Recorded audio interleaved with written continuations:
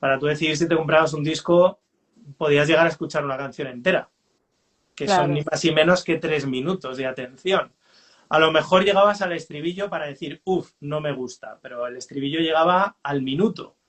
Hoy en día no tienes un minuto, hoy en día tienes unos 3, 4, 5 segundos para que alguien diga, wow. Si en 3 o 4 segundos no dice wow, no sigue. claro. Y eso es así.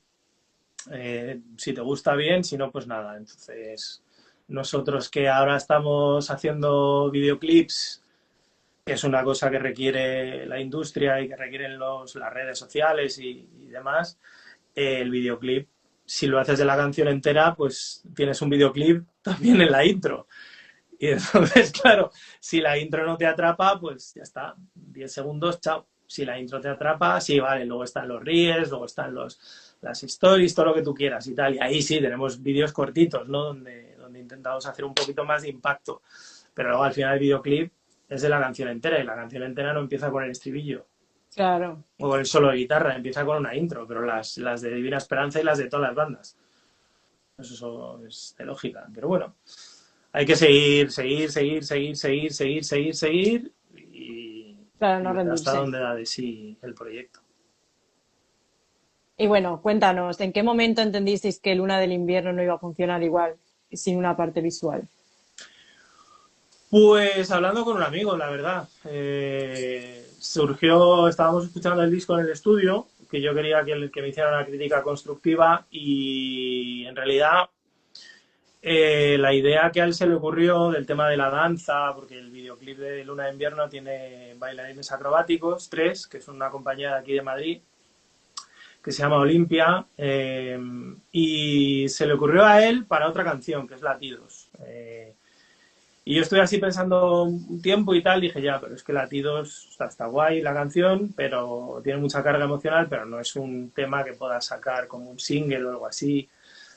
Tiene que tener más fuerza. Y entonces, bueno, anduve ahí pensando en la idea de combinar danza, que al final lo que se me ocurrió a mí, no a él, fue el tema de la danza acrobática. Él creo que hablaba más de danza quizá contemporánea. Y bueno, estuvimos ahí hablando con los chicos de Olimpia, viendo a ver si ellos estaban interesados en ese proyecto. Luego, claro, había que buscar un realizador o realizadora, que fue chica, Alba Muriel, que es una crack, y que costó encontrar, pero en el momento en el que encontramos a Alba, que lleva trabajando muchos años para la Compañía Nacional de Danza aquí en España, entonces tiene esa sensibilidad y quería ella hacer un videoclip o volver a hacer un videoclip y que no fuera por enésima vez de música urbana, que parece ser que es lo único que hoy en día la gente joven hace.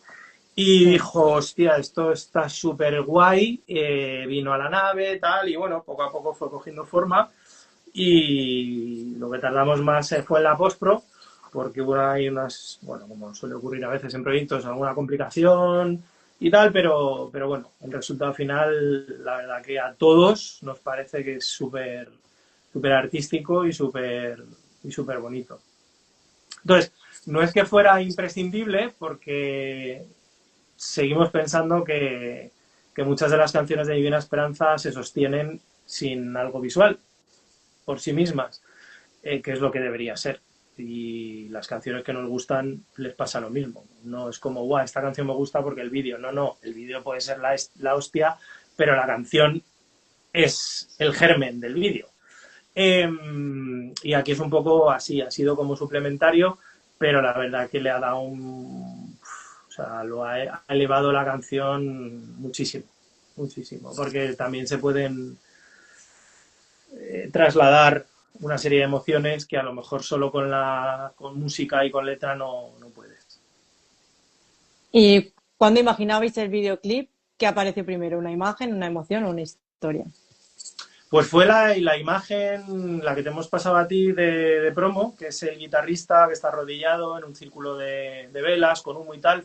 Esa fue la imagen que yo vi y claro, dije, vale, guay, sí tengo esta imagen, pero esta imagen o me sirve para empezar, o me sirve para terminar, o me sirve para 2 segundos del videoclip, no me sirve para hacer un videoclip entero, hay que hacer una historia, porque tienes que hacer un guión de alguna manera o contarle a las personas con las que vas a trabajar cuál es el hilo conductor, qué es lo que estás intentando decir.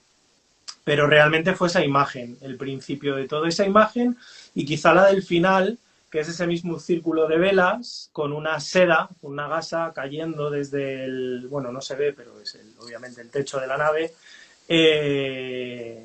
y es lo que simboliza, no quiero hacer spoiler, pero digamos que simboliza un poco el desenlace de esa emoción que no es necesariamente muy positiva, y es el final de una forma un poco, no sé si quieres, metafórica o poética de cómo termina la movida. Es un dramón importante, y de esa manera así pues muy expresiva termina el videoclip. Entonces eran esas dos, digo, vale, ahora hay que construir todo lo del medio. Así que eso fue el principio. ¿Y hubo alguna idea visual que os gustara mucho pero que decidisteis dejar atrás?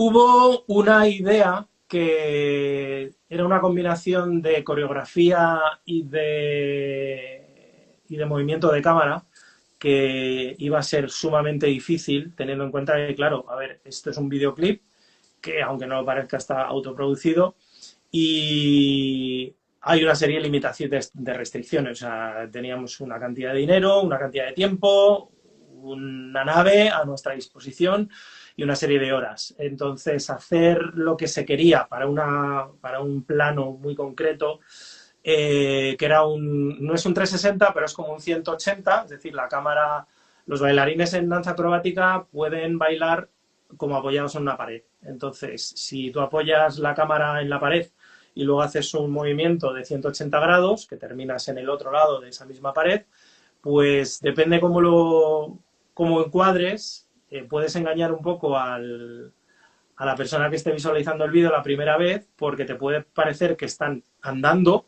primero en el suelo y de repente con el movimiento de la cámara dices, hostias, que no, que están con un arnés y que están, por así decirlo, volando por la pared. Y claro, todo eso tiene que estar muy medido, muy coordinado y tener más tiempo. Y bueno, claro, teniendo en cuenta que en una sola tarde teníamos que rodar todos los planos de los músicos, de la danza, de tal y que cual, y luego recoger, pues eso lo intentamos porque teníamos 2 drones, pero no, se han usado los drones para muchísimos otros planos dentro de la nave, que menos mal que teníamos drones, pero ese en concreto no se pudo llegar a hacer como teníamos en mente. ¿Y qué os interesaba mostrar de la canción que no está, que no está explícitamente en la letra? Uf, es una buena pregunta. Era intentar como darle forma, a lo que la letra insinúa. La letra no es muy explícita, es más bien metafórica, como lo son casi todas las letras de Divina Esperanza, Mm. y tú tienes, a la hora de trasladar eso a un vídeo o a una foto, tienes una infinidad de opciones. Puedes de repente ser todo lo explícito que no ha sido en la letra, puedes a lo mejor ser un poco más indirecto, más creativo, más poético, más artístico, llámalo como quieras. Y entonces, bueno, dentro de todas las opciones que a mí personalmente se me ocurrían al principio, luego ya hablando con las demás personas que intervinieron en la realización del videoclip, fuimos expandiendo, pero era como, vale, quiero expresar esto y lo voy a intentar expresar de esta manera, dados los elementos que tenemos, que son danza vertical, con todo lo que ello implica, el vestuario, maquillaje y los elementos a nivel técnico, que son la iluminación, el sonido ahí no interviene, quiero decir, ya está grabada la canción, la iluminación y el espacio y el uso de humo. Entonces, con todos esos elementos intentamos relatar lo que cuenta la letra. La letra lo que intenta describir de una forma, ya digo, muy metafórica, es un sentimiento muy fuerte, muy, muy fuerte, un poco ya en el límite de lo soportable, de una cosa que todo el mundo conoce, que es la angustia. Y el resultado final de esa angustia, que no está en absoluto en la letra, ni por asomo, sí que está contado en ese plano final de la seda cayendo y moviéndose a cámara muy lenta por delante de la cámara. ¿Y Pero creéis bueno, que, claro, cada uno puede interpretar lo que quiera. Habrá gente que solo vea gente bailando y humo y gente tocando y ya está. Pero bueno, vale. Pues oye, ¿te gusta estéticamente? Sí, no. Sí, pues vale, pues ya está, pues perfecto. Pero hay un poco más, se supone, en el videoclip que eso. pero bueno, mientras guste, Sí, ¿creéis que el videoclip cambia la forma en la que el público interpreta la luna de invierno? yo creo que sí. Yo creo que puede. Sí, porque además. No es necesariamente luna de invierno, porque para eso nosotros tendríamos que saber qué han interpretado solo con la música y luego qué han interpretado con el vídeo. Pero yo creo que sí da un, una impresión, genera una impresión diferente de lo que es el proyecto en la gente. Porque una cosa, quiero decir, tracks. Imagínate ahora con la IA, los puede subir un niño de 3 años o de 4 o de 5, un abuelete que se aburre en su casa y que está trasteando con la IA. Quiero decir, o sea, hacer canciones hoy en día, bueno, tiene X mérito. Pero de repente ese volumen de trabajo y con ese nivel de detalle en un videoclip de una banda que no tiene sello, que no quiere tener sello, por lo menos en un tiempo, salvo que quieran trabajar respetando los criterios artísticos de la banda y tal, no es muy habitual. Entonces creo que de repente ver que una banda hace eso es como, hostia, ¿qué hay aquí detrás? Entonces creo que sí que puede dar una imagen o cambiar la impresión que te puedes llevar de Divina Esperanza como proyecto musical que sin ese videoclip. Los otros también, vale, también al final hoy en día tienes que tener un videoclip prácticamente para todas las canciones, pero en concreto el de Luna de Invierno, que son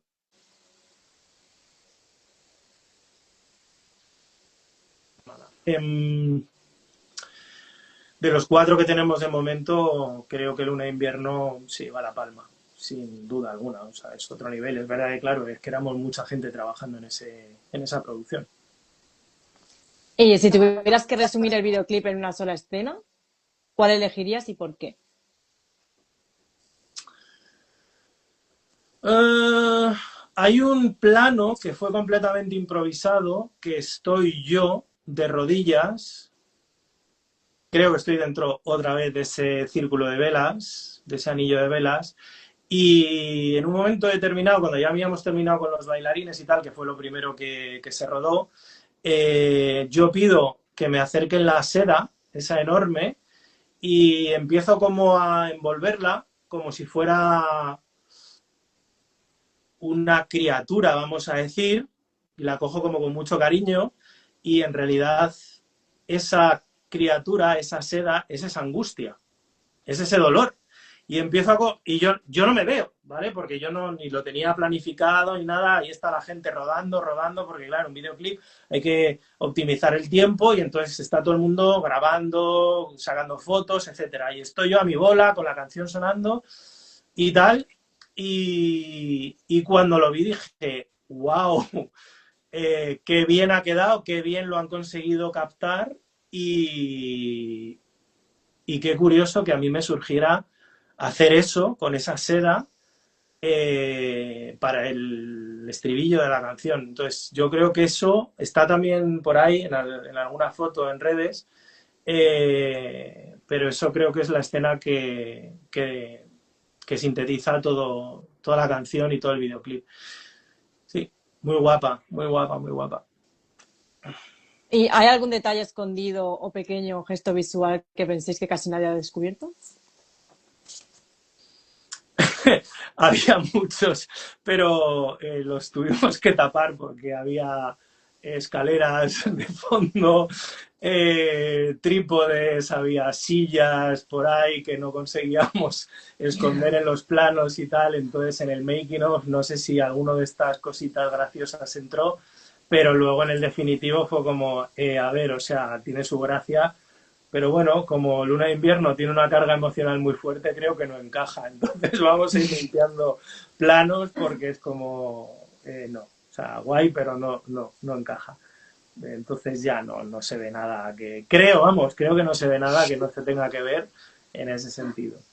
Eh, pero bueno, son cosas que pasan en un rodaje, sobre todo cuando, Claro. ya te digo, hay dos personas con cámaras, uno de ellos tenía cámara y dron.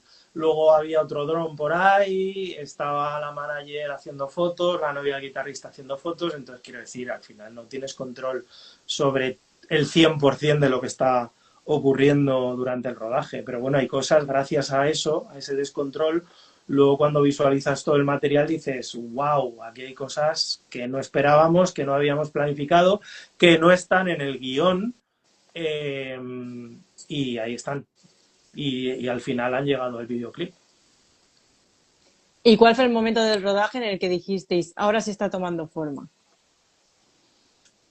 Mm, como no estamos todos los involucrados aquí, yo te puedo contestar por mi parte que fueron un par de momentos de rodaje de los bailarines, sobre todo hay una pareja, un chico-chica, que salen hacia el final del videoclip, que yo no sabía que estaba eso coreografiado y cuando yo estuve viendo sobre todo los planos de los músicos.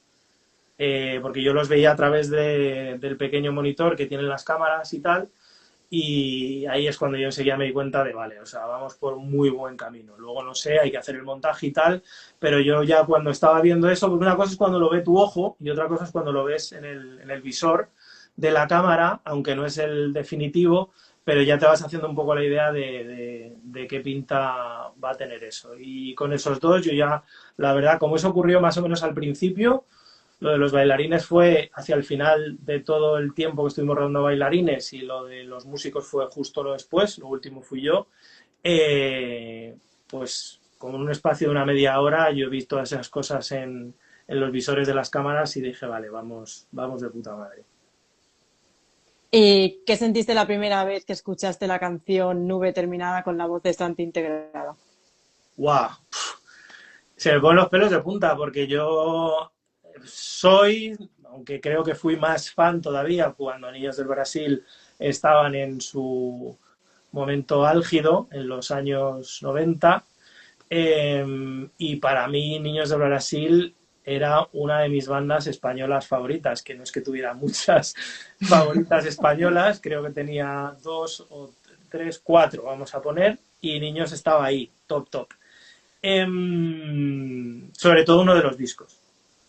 Y no se me había pasado por la cabeza en todos estos años eh, que Santi cantase uno de los temas de Divina Esperanza, ni siquiera proponérselo. Y bueno, pues se le propuso, accedió, llegaron los tracks, escuchamos aquello y yo creo que fue más la impresión por la conexión emocional de haber sido fan de una banda y de Santi durante tantos años y de repente escuchar eso en este estudio y con todo el resto de la instrumentación de Nube y decir, wow, tío, esto es como un viaje astral o algo así. O sea, me alegro muchísimo de que se nos ocurriera la osadía, por supuesto, muchísimo más de que Santi dijera que sí, y de que Santi dijera que sí al resultado final, porque todo esto está guay, Santi te puede mandar, Santi cualquier artista te puede mandar los tracks,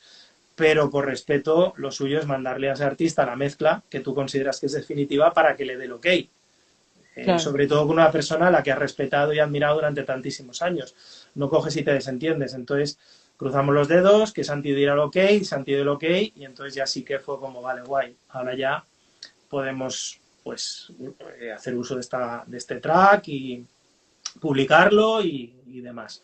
Pero la verdad que eso es un privilegio, una de las cosas que más me satisface de haber hecho en los últimos tiempos de mi carrera profesional. Y eternamente agradecido a Santi por ello. Y cuando invitáis a alguien a entrar en una canción, ¿qué parte cuesta más ceder, el control o la expectativa? A ver, es que a nivel de colaboración solo hemos colaborado, solo hemos pedido colaboración con Santi, porque ya te digo, si vamos a pedirle colaboración a alguien, va a ser por lógica alguien, alguna banda, algún músico de España. Como te he dicho antes, no tenemos muchos ídolos dentro de la música española. Algunos tenemos plena conciencia de que son inalcanzables, que no pasa nada, es normal, siempre hay alguien esto ya fue un golpe de suerte, pero ir más para arriba creo que ya es irreal. Eh, y no te puedo hablar, o sea, sí hemos colaborado a nivel artístico, me refiero en cuanto a cosas de ilustraciones y de tal, con más personas, pero a nivel musical solo con Santi. Entonces es un poco el intentar mantener, por un lado, el respeto a ese artista, sin que sea todo como súper ominoso ni nada, ¿sabes? O sea, buen rollo, pero o sea, para nosotros, Santi Niños de Brasil está aquí, o sea, está muy por encima. Y primero porque cronológicamente vinieron mucho antes. Igual que antes que Niños del Brasil o que toda la jornada de bandas de Zaragoza, hubo otras personas antes en la industria musical. No fueron en ese sentido eh, los pioneros, lo fueron en España, pero no en el mundo. Y yo eso lo tenía súper presente todo el tiempo. Entonces no era tanto el tener control, sí, claro, te tiene que gustar a ti, Divina Esperanza tenía que estar ok, o sea, el guitarrista tenía que estar ok, el bajista tenía que estar ok, etcétera, etcétera, pero no era como, no mandamos solo nosotros, por mucho que la canción sea Divina Esperanza. Ahora entra en juego Santi. Santi, tienes que darle, como todo cantante, un margen de movimiento, una libertad de, oye, voy a medir esto de otra manera, ¿te importa que aquí cambie esto, tal y que cual? Pues la verdad que él fue igualmente respetuoso. O sea, hablamos mucho por WhatsApp de, oye, ¿qué te parece esto? Tal cual, no sé qué, te voy a mandar una serie de tracks. Digo, ojo, yo solo me imaginaba, yo pedía uno y nos mandó cuatro, si no recuerdo mal, cuatro tracks diferentes para yo poder empastar bien en la mezcla sus voces y mi voz, si lo veíamos oportuno. Entonces, la mezcla ocurre que está Santi entrando el solo, luego en la segunda estrofa estoy yo como de segunda voz y luego en el estribillo hacemos lo contrario, estoy yo de voz principal y está Santi de voz secundaria. Yo con quien pienso que pegaríais es con Morty. ¿Por qué? No ¿Con? lo sé. Con Morty. ¿Con Morty? Sí. Sí, es probable. Lo que pasa que nosotros no teníamos, no tenemos, ni teníamos en ese momento un contacto tan sumamente directo con Santi. Es que con Santi, aparte de haberle conocido en persona hace muchos años aquí en Madrid y tal, el bajista que estaba en Divina Esperanza es muy amigo de Santi. No sé, no quiero llegar al extremo de decir amigo íntimo de Santi, pero son amigos de hace mucho tiempo. El bajista vivió en Zaragoza, tal y que cual. Y entonces era un contacto directo. Si es verdad que Santi podía decir, oye, guay, pero no me interesa, o no tengo Claro. tiempo, o lo que fuera. Pero es que el contacto era directo. Con Morty tendríamos que jugar mucho con las carambolas. Eh, luego yo creo que, aunque a mí personalmente la vena de Morty, Sober, Sabia, Esquizo y tal me mola mucho. Digamos que me siento más cercano a, a esa onda de bandas de años atrás, previos incluso a Sober, de Zaragoza. Entonces yo creo que sentimentalmente, si quieres, tenía más sentido que fuera Santi Claro. a que fuera eh, Morty. Aunque obviamente, pues, qué sé yo, a lo mejor en otro tema, porque esto no, o sea, hay que seguir haciendo temas, tal y.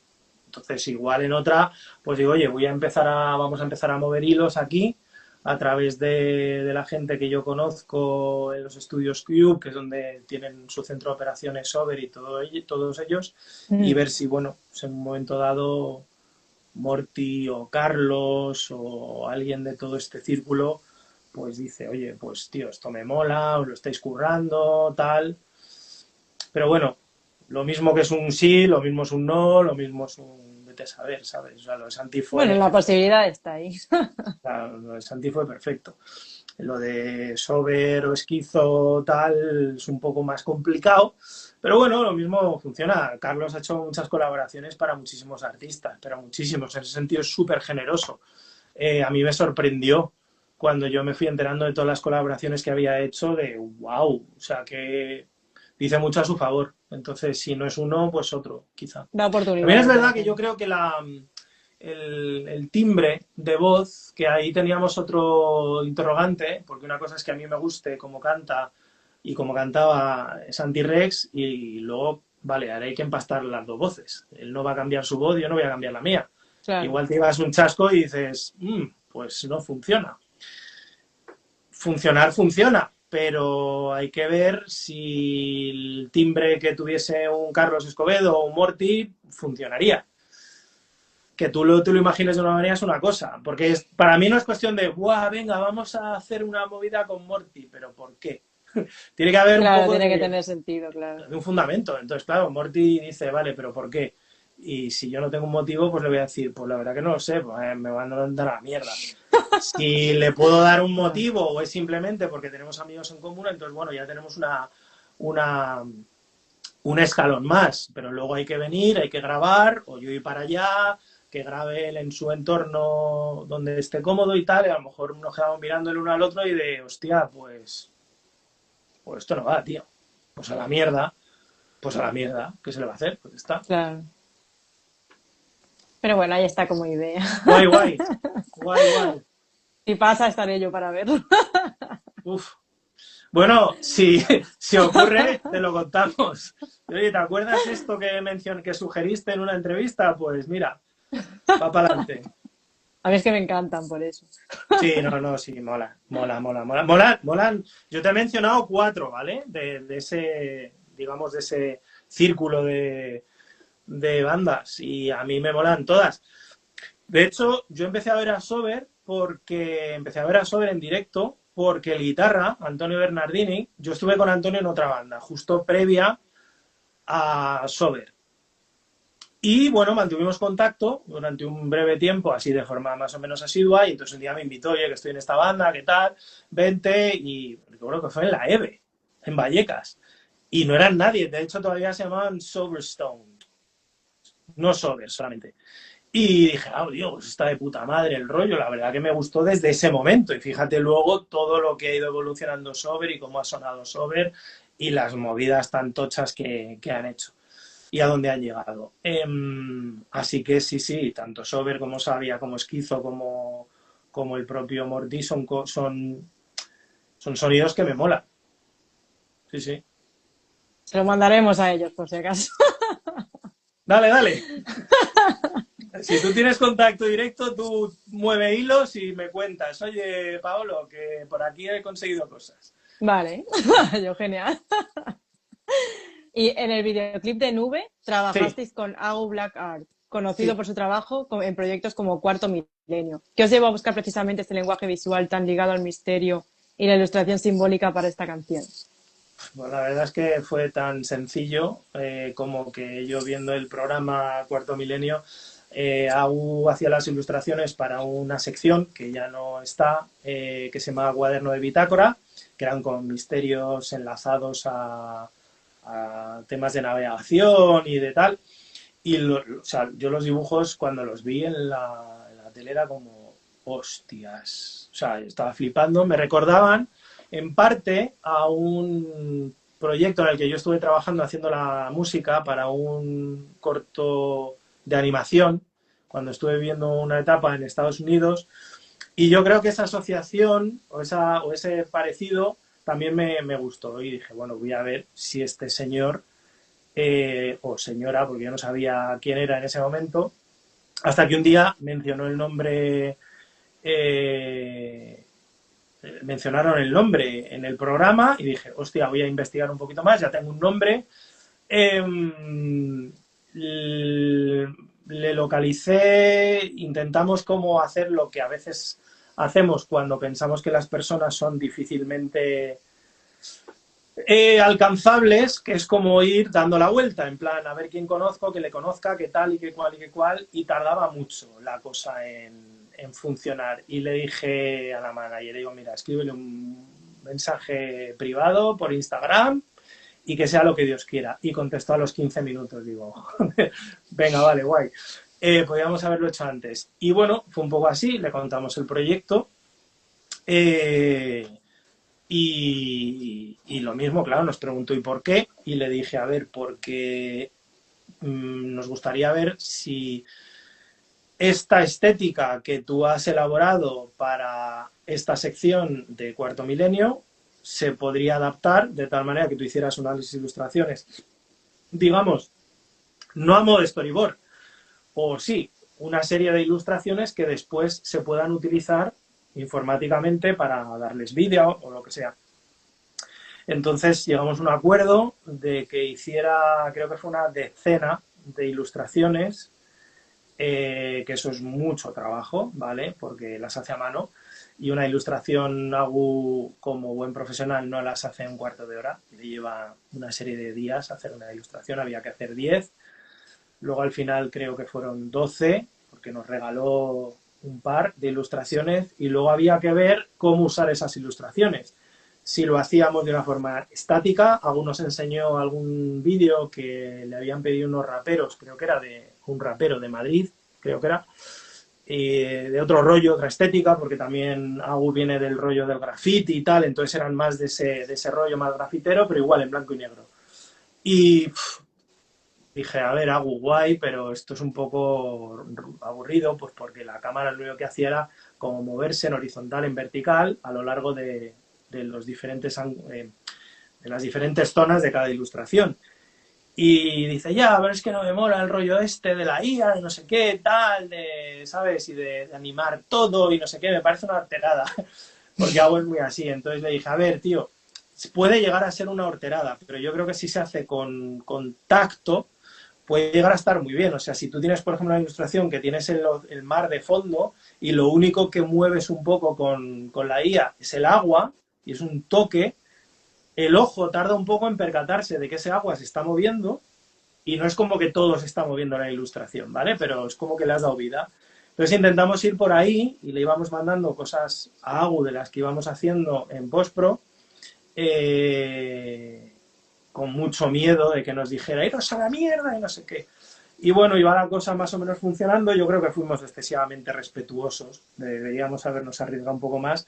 Pero con una de las ilustraciones, que es la Victoria de Niké, que es que la estoy mirando, que la tengo aquí en el estudio todas las, a ver si puedo girar esto, hay todas las ilustraciones de Agu. Qué chula. ¿Vale? Y ¿dónde está? Creo que, a ver si soy capaz de hacer esto con el dedo.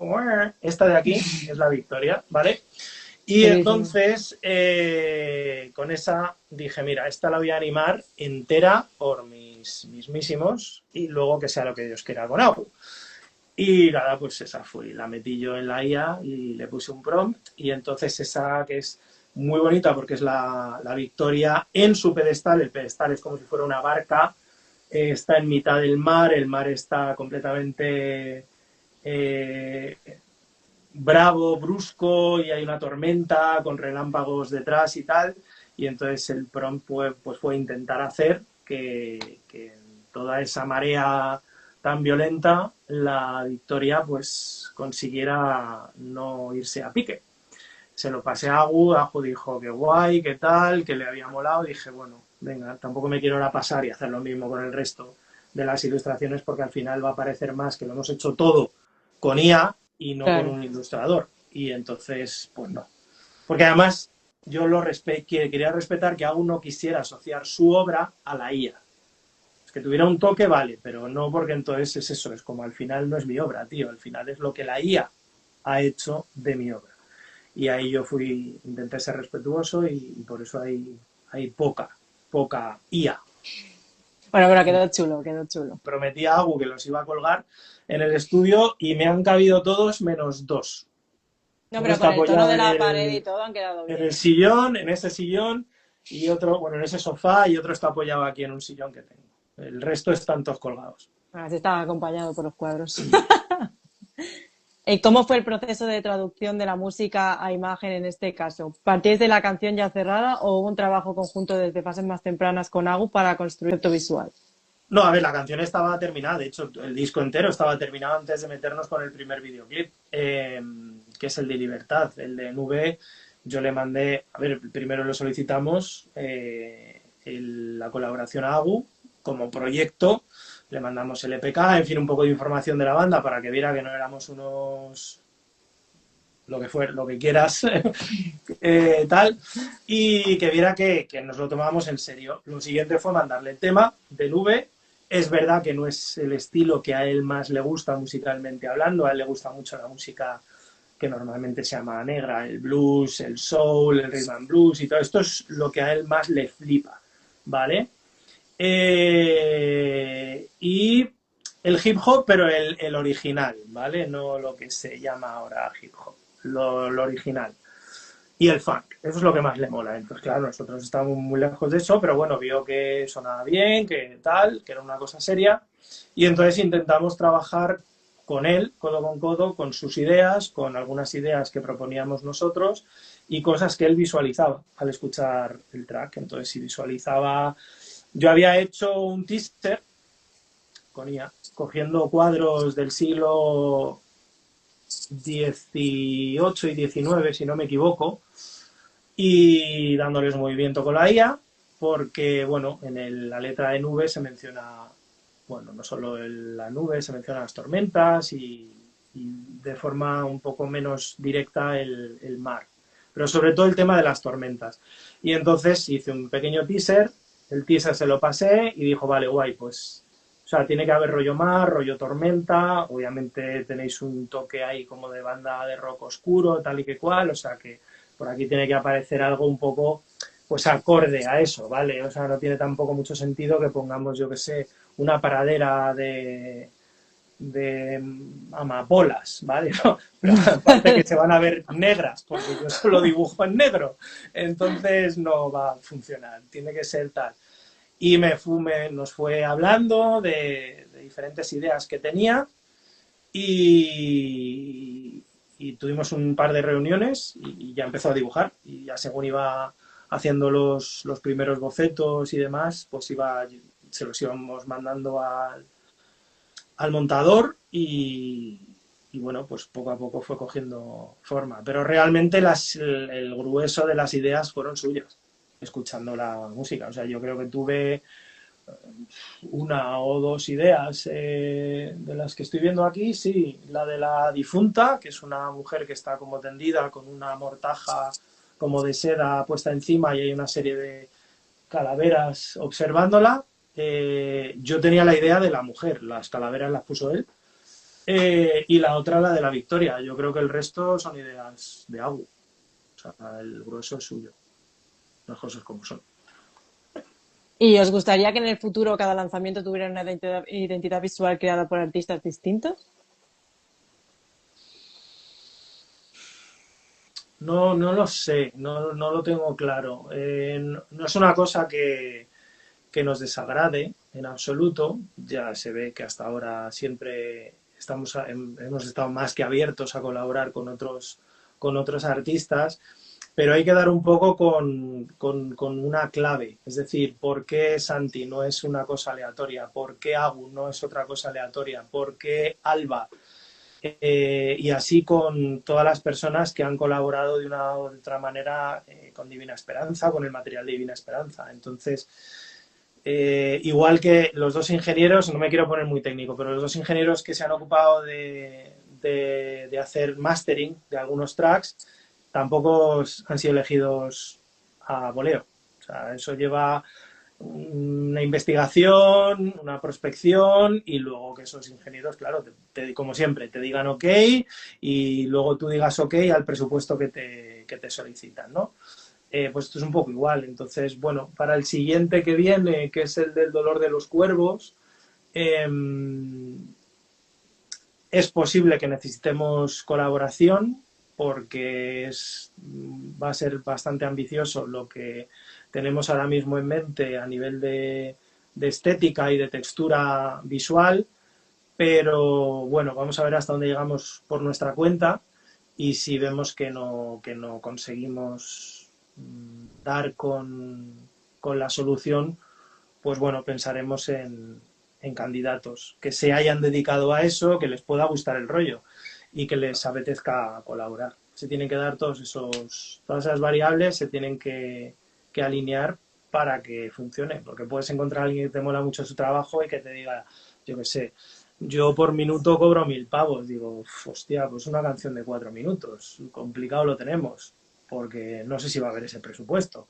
Por Mm. ejemplo, ¿no? Te digo, o alguien que a ti te mola mucho cómo trabaja y te dice, ya, tío, pero es que esta canción no me mola nada, cero, o sea, no me inspira nada, pues a la mierda la colaboración. Entonces, por eso se tienen que alinear todos estos pequeños astros. Rodar parte del videoclip en el Teatro Principal de Burgos junto a la Orquesta Sinfónica de Burgos no parece una decisión habitual dentro del rock. ¿En qué momento supisteis que esta canción necesitaba una versión escénica y orquestal? Pues orquestal desde el principio, porque el arreglo original tiene orquesta, es verdad que es una orquesta, y yo no me escondo, es una orquesta simulada, eh, porque no había otra opción de hacerlo de esa manera en ese momento. Y poco tiempo después de sacarse el disco, eh, yo me di cuenta que tenía una espinita ahí clavada de esto deberíamos haberlo hecho con orquesta antes de sacar el disco, pero no se pudo. Y dije, bueno, voy a ver, yo había ya trabajado, no mucho, pero he hecho cosas con orquesta antes para cosas, composiciones de cosas de cine y tal. Entonces tenía un poco de experiencia. Y un amigo mío de Burgos, Rodrigo, tiene también bastante experiencia. Y entonces, bueno, fui hablando con él. Eh, Estuvimos tiempo pensando de a ver esto cómo lo planteamos, si realmente lo vamos a hacer a lo bestia o no, si vamos a regrabar todo el tema, solo la parte orquestal y de qué se va a encargar cada uno, ¿no? de nosotros. Las ideas originales eran y son las mías. Luego había que trasladar eso a una orquesta real y estuvimos los dos mano a mano trabajando en ello. Y una vez que teníamos el material, había que, bueno, vale, ahora tenemos esto y con qué orquesta vamos a grabar esto, porque en España hay unas cuantas orquestas sinfónicas, de estudiantes, van de orquestas jóvenes, orquestas ya de adultos, en fin, y claro, volvemos a lo mismo, que puedan, que el presupuesto que te pidan tú lo puedas cubrir, y luego vale, ¿y esto dónde se graba? Porque la orquesta te puede decir, muy bien, ya, ¿y dónde lo vamos a grabar? Entonces, como, claro, tengo que pagar un estudio y no pequeño, porque una orquesta ocupa bastante espacio, entonces no me vale cualquier sitio. Y todo esto empezó como a crecer y como yo me meto en unos berenjenales de producción bastante tochos, por lo visto, pues le dije a Rodri, oye, Rodri, no sé si lo dijo él o se lo dije yo, pero bueno, en un momento dado apareció el tema de la HOSBU, que es la Orquesta Sinfónica Joven de Burgos. Entonces él les conoce, obviamente conoce al director, y le dije, tío, vete moviendo cables a ver si esto pudiera ser viable en un momento. Y entonces entramos en contacto con Pedro, el director, empezamos a hablar, le mandamos las partituras, tal cual, y nos dijo, bueno, pues lo podríamos grabar aquí. Digo, ¿aquí dónde? Dice, hombre, tenemos dos opciones, la sala principal, o sea, donde va el público, en el teatro, o en la sala de ensayo, que es suficientemente grande para que quepa la orquesta. Y entonces la clave estuvo para conseguir la sala principal en una fecha. Tenía que ser una fecha concreta porque era una fecha en la que la orquesta iba a ensayar a primera hora de la mañana en la sala principal y había un hueco entre el mediodía, o sea, las 12 y las 3 de la tarde donde se iban a quedar todos los atriles puestos sobre el escenario y la orquesta se iba a ir pues a tomarse un pisco labis o lo que fuera hasta la actuación que tenían por la noche. ¿Por qué hasta las 3? Porque a las 3 el teatro cierra para comer y para que los técnicos se piren y tal y igual. Entonces, teníamos un margen muy pequeño de 3 horas, pero teníamos la orquesta joven, Sinfónica de Burgos, y el teatro principal. Y entonces dijimos, vale, pues hay que hacerlo de esta manera. Entonces lo siguiente fue ponernos en contacto con una productora audiovisual de Burgos, obviamente, 24/7, y poner toda la maquinaria en funcionamiento para en 3 horas tener todo rodado y todo grabado. Porque había que hacer todo a la vez, o sea, rodar a la orquesta y grabar el audio de la orquesta. Para después empastarlo con el resto de instrumentos, que son básicamente 3, de la grabación original. Es decir, la voz, una guitarra de 12 cuerdas y una mandolina. Todo lo demás es orquesta. Entonces, ya está hecha la mezcla de audio, hemos quitado toda la simulación de orquesta, hemos empastado esos 3 instrumentos con la orquesta de Burgos, suena que flipas, y ahora hay que ver cómo convertimos eso en un videoclip. Entonces eso tiene su complicación porque, claro, va a haber una serie de partes, una serie de planos del videoclip que van a ser la orquesta, obvio, y que son reales, quiero decir, en ese trozo de videoclip estás viendo a la orquesta, pero es que la orquesta está tocando eso. O estuvo tocando eso. Y luego otra serie de planos en los que salgo yo, o salen los músicos de la banda, o lo que sea. Eso es lo que estamos trabajando ahora mismo, y ver cómo hacemos que estéticamente sea homogéneo, porque el escenario del teatro principal de Burgos tiene ya un look y eso no lo puedes realmente cambiar. Salvo que volvemos a lo de la IA, ¿no? Salvo que te metas en la IA, quites todo eso, tal y que cual, pero para eso sí, eso era inviable. O sea, meter un croma detrás de todo el fondo del teatro, del escenario era inviable por tiempo, básicamente. Y porque además una de las cosas que aparece cada vez que toca la Josbu es un letrero muy grande con una placa enorme del Ayuntamiento de Burgos, obviamente, porque es una orquesta de la ciudad de Burgos. Entonces, claro, si poníamos un croma, eso nos iba a ver y no sé si el ayuntamiento nos hubiera puesto luego problemas. Entonces, ya veremos qué hacemos con esa placa, porque está ahí muy bonita, pero no sé si pega con la estética del vídeo. Y bueno, aparte de trabajar con una orquesta sinfónica, implica una dinámica muy distinta a la de una banda de rock. ¿Cómo ha sido el proceso de adaptación del tema y qué desafíos creativos os habéis encontrado al integrarlo en ese formato?